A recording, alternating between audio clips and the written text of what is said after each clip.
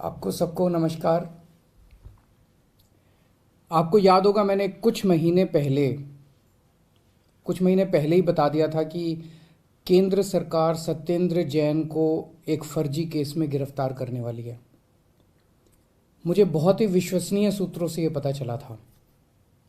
कल उन्हीं सूत्रों से सूचना मिली है कि अगले कुछ दिनों में केंद्र सरकार मनीष सिसोदिया को भी गिरफ्तार करने जा रही है।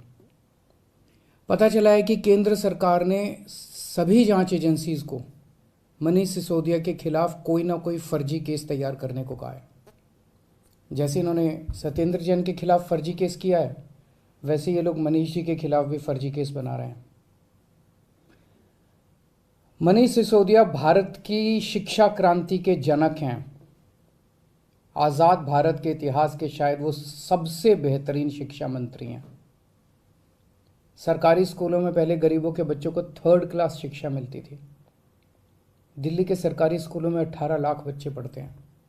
इन सभी बच्चों का भविष्य अंधकार में था। मनीष जी ने इन बच्चों को अच्छे और सुनहरी भविष्य की उम्मीद दी है। मनीष जी ने इनके माता पिता की आंखों में चमक दी है। आज मैं उन 18 लाख बच्चों से पूछना चाहता हूं, बच्चों, क्या आपके मनीष सिसोदिया भ्रष्ट हैं? मैं उनके माता पिता से पूछना चाहता हूं कि ये लोग आपके मनीष सिसोदिया को भ्रष्ट कह रहे हैं, आपको क्या लगता है? मनीष सिसोदिया ने ना केवल दिल्ली बल्कि पूरे देश के गरीब बच्चों को उम्मीद दी है कि उनके स्कूल भी बदल सकते हैं। दिल्ली की शिक्षा क्रांति की धमक केवल भारत में ही नहीं, आज पूरी दुनिया में गूंज रही है। पूरी दुनिया के देशों से दिल्ली सरकार के पास निमंत्रण आ रहे हैं, हमें भी हैप्पीनेस क्लास सिखाओ, हमें भी एंटरप्रेन्योरशिप क्लास सिखाओ।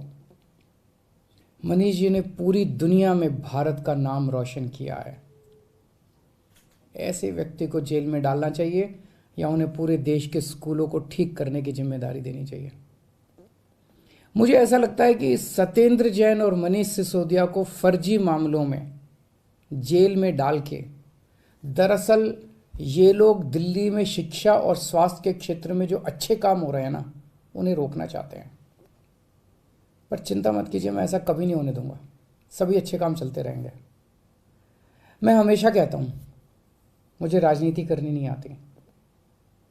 मनीष को और सत्येंद्र को जेल में डालने के पीछे इन लोगों की क्या राजनीति है, मुझे नहीं पता, मुझे समझ नहीं आता।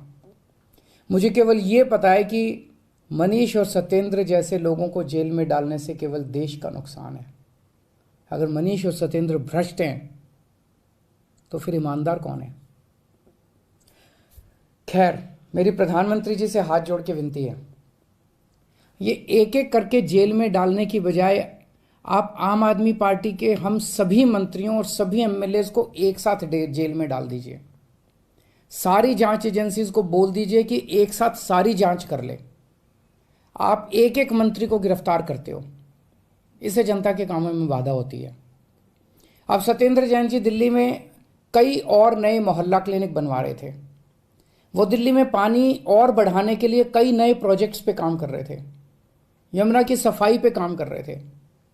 अब वो सारे प्रोजेक्ट्स धीमे पड़ जाएंगे।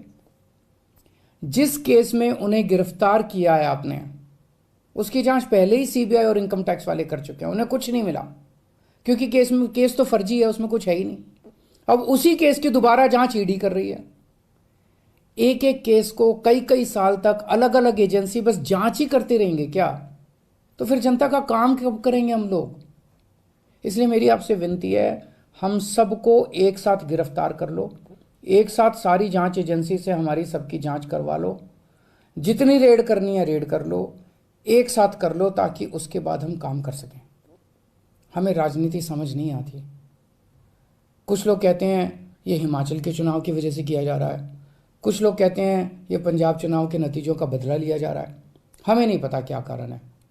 जो भी कारण है, हमें गिरफ्तार होने से डर नहीं लगता, पर सबको एक साथ करवा लो। आपने 5 साल पहले भी हम सब पे कई कई रेड करवाई थी, किसी के यहां 1 पैसे की चोरी नहीं मिली। हमारे 20 से ज़्यादा एमएलए को गिरफ्तार किया गया, सारे के सारे कोर्ट से छूट के आ गए। सब मामलों में कोर्ट ने जांच एजेंसियों को खूब डांटा कि क्या कर रहे हो।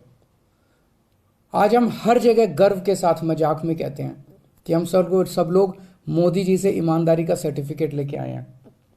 अब फिर से ये जेल जेल का गेम शुरू हो गया। तो हमारी आपसे हाथ जोड़ के बस एक विनती है, हम सबको एक साथ गिरफ्तार करके सारी जांच करवा लीजिए। मुझे पूरा विश्वास है एक बार फिर से हम आपसे देश की सबसे ईमानदार और देशभक्त पार्टी का सर्टिफिकेट लेके जाएंगे। जय हिंद।